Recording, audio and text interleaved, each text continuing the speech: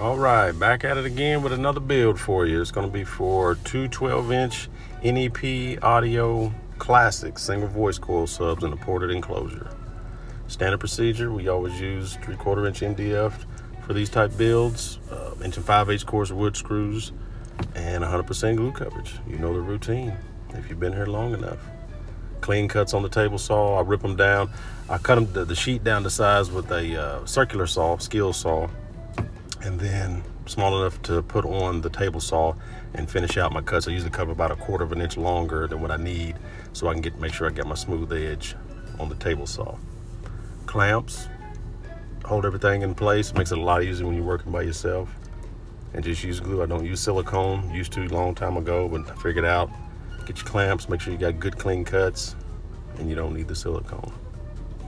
Personal preference and experience. I can't speak on anybody else. Now we're going to work on the port outside of the enclosure.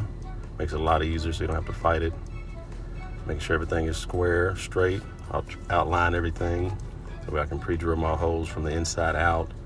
When I put it together, just follow the screw holes I have on the outside. Double checking my gapping, making sure I stay true with the port gap all the way around. That's how I cut my 45s down to size. Screw those into place, and you can screw them from the inside or the outside. It don't matter. If it's not going to be seen, you know, it really doesn't matter. I kind of go back and forth based on each build. So just showing you got everything outlined with the 45 in place. Get everything masked off, prepped up, ready for some paint. We're going to go with white because that's the theme of the box, black and white. Just regular aerosol spray paint. This type had primer plus paint in it. I like using those a lot better. Get this picture frame bracing drawn out, cut out, roughed out with the jigsaw, and I'll air nail some flush fences or trim pieces, templates to follow from a flush trim bit. Hit it with that, nice round over, and finishing up with the hand, sanding it by hand. Any uneven edges. That's that first coat of primer plus paint. Hit it with that Scotch Brite, knock that fuzz off. Then go back and start with the next layer. And each layer gets smoother and smoother, so you have to do less and less sanding, but you do need to sand between each coat. And so when you don't use silicone, you can put it over that paint, you don't get that shine when you get on that paint. Remove the paint, showing only what's exposing what's painted. We'll go ahead and line up and outline for the picture frame bracing. Make sure everything is straight and true. Clamps to hold it into place. Still dry, it's not permanent yet. Just double checking myself, making my lines, making my marks. And I'll do it the same way. Pre-drill from the inside out. Just makes it a lot easier. Step I picked up on a few boxes back. Actually, a subscriber recommended it. Kudos to you, partner. Appreciate it. Now we got it screwed and glued into place permanent. Hit it with a little bit of glue on the outside edges. Seal it on up. I want to throw the 245s in while I'm there. I'm bouncing back and forth between builds, days, and times. There's the port. That's the outside area of the port, the outside wall. And I want to hide my screws. I don't want to do any filling of any holes. So I'm gonna use these pocket holes and drill them from the inside out when I put this port into place. There's the bottom side. Again, every time I'm using 3/4 inch MDF or 3/4 inch material, I always use 1 5/8 wood screws. Put my towel or my t-shirt in between that clamp just so it wouldn't mark up the paint, just being safe.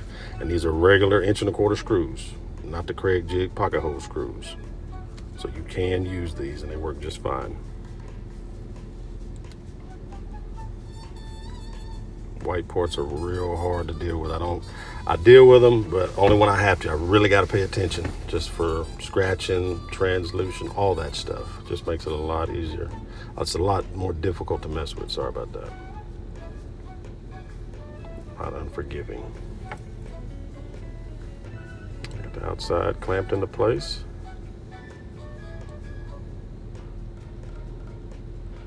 I'm outlining the top piece, getting it marked, and I'll get it masked off and painted.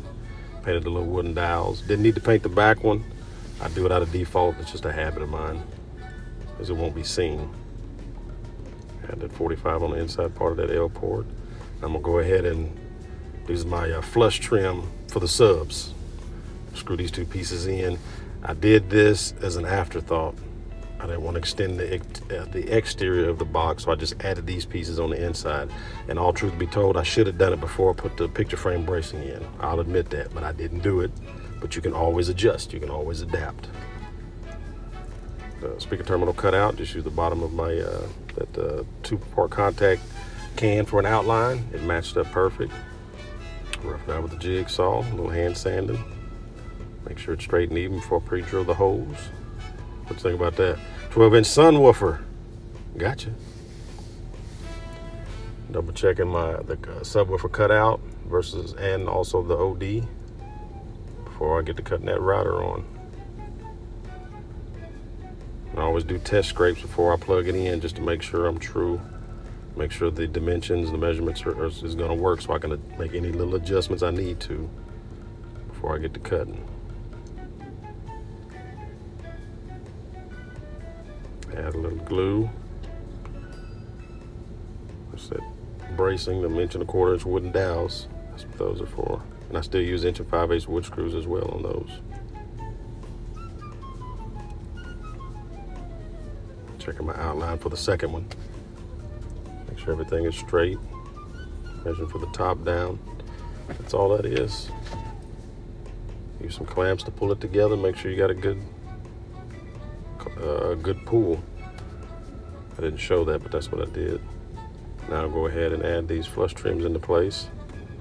And I'll remove these screws later as I get to cutting so my bit doesn't hit it. But I want to make sure I get a good tight bond on it. Top piece, I can get ready to start putting this on. Double checking, because remember, I don't want to fill in on this white because it's harder, so I'm putting these screws from the outside in. That way you don't see it. Black ports, you can hide those real easy, but these here, when you're doing white, you got to be creative when you're hiding your screws. I'm showing you I remove certain ones that we're going to hit before I add this top piece on, before I seal it up, because I won't have access to it then. Stair stepping my screws based on the flush trim mounts.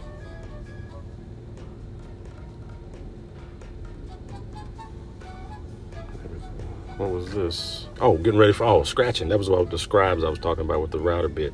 Make some passes dry, make sure to see where it's gonna hit. Add that screw in there, because when you make your final pass, that piece is gonna dip down and it'll put your bit in a bind. That's what that's for. You only screw that in on your last pass. There we go, flush trim's ready. Add some 1/8 inch, 1/4 inch, 1/8 inch. Yeah, 1/8 inch hardboard. Man, I'm all over the place today.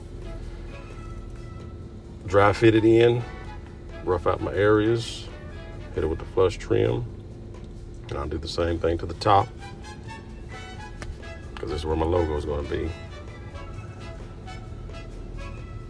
Dry fit into place, draw everything out what I want to go with based on my plexi and the decal size, the layout. I'll rough it out, and I'll use some double face tape, some scrap pieces to trim it in, hit it with my flush trim bit, and I'll better remove those, flip it over, and hit it with that rabbit bit on that edge plus the front baffle hardboard. And that just gives me a place to tuck my fabric and to mount the plexi. Here I am just resecuring that ring, that flush trim ring when I had to cut down so far. That's just added security, and I staggered them off based on where the subwoofer holes are so they won't hit. And the background is gonna have white fabric, so I always paint it white because the fabric I use is real thin. That'll just make it pop. That way that brown from the MDF doesn't bleed through. That's the reason I paint that. And use just any type of white paint, it doesn't matter. Gloss or flat. Just something to strengthen that color. I'm gonna cut these grooves in here to give you another place to tuck the fabric for the box around the edge using that Dremel. Cutting it in about 1/4 inch deep and just run it along that trim piece. There's a 0.080 thickness on that acrylic. I call it plexi, but it's actually acrylic. Cut everything down to size on the table saw, and there's that fabric. Hit it with a 2-part contact. Rubbed it into place, trimmed out the extra. Now remove the back protective piece of the acrylic before I lay it into place. Leave the front one on just to protect it from any scratches, any dings, or anything that might happen later on. Always remove that at the very last before you put your decal on. Glue coverage screwed into place. Now I can start wrapping. Put the newspaper just to protect it, and I'll remove it before I lay the fabric back down, because I did that before I left the newspaper on there, and it doubled the thickness of that fabric, and it was a booger trying to get that stuff off. So it's just protective, then remove it, and then lay the fabric back down. Just minimizing overspray. Rubbing everything down, walk myself around. Use 1/4-inch staples on the bottom side to prevent any glue releasing later. Over the years, as the box slides, they take it in and out of the vehicle or whatnot. And just start putting piece by piece on. Spraying both the wood plus the back side of the fabric. Let it sit up till the glue is dry to the touch. Once it's dry to the touch, then you can put it on. Just gives it a clean look. I'll probably do this on all of mine. We don't have to match up any seams. Finished off the bottom, trimmed off any excess. A little tucking tool, worked that port area, trimmed it in, and jump back on the top part. And just follow suit, do the same process. Trimming and tucking, taking your time. Real quick once over the subs, give you a visualization. Size. Nice subs. I think these were like $70 something, $90 a piece. They were liquidating all their subs. Get ready to update the speaker terminal, start wiring these jokers in. Always got to go to the folder, little tidbits. That's how we're gonna wire them, because it is single voice coil on these subs. Upgraded with that 12 gauge UFC. Screw everything into place.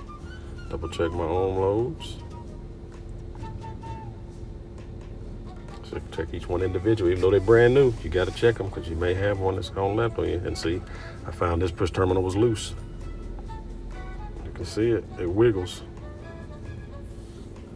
But you always double check stuff. Don't trust nobody. That's my motto. Until I put my hands on it, it's always suspect. Little socket in there and snugged it on up. That was it. The other one was fine.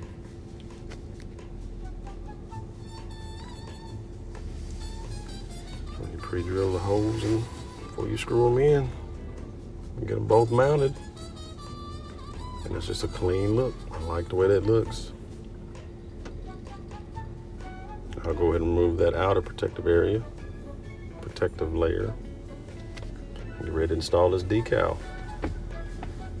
I like the decals, a lot easier to mess with. Plus, if something changes, the customer wants a different deal down the line, you can always peel it off and put you something else on there. Once it's cut into the box, it's cut. You may change the subs. You want to change up some things. It's just a lot economical. I like it.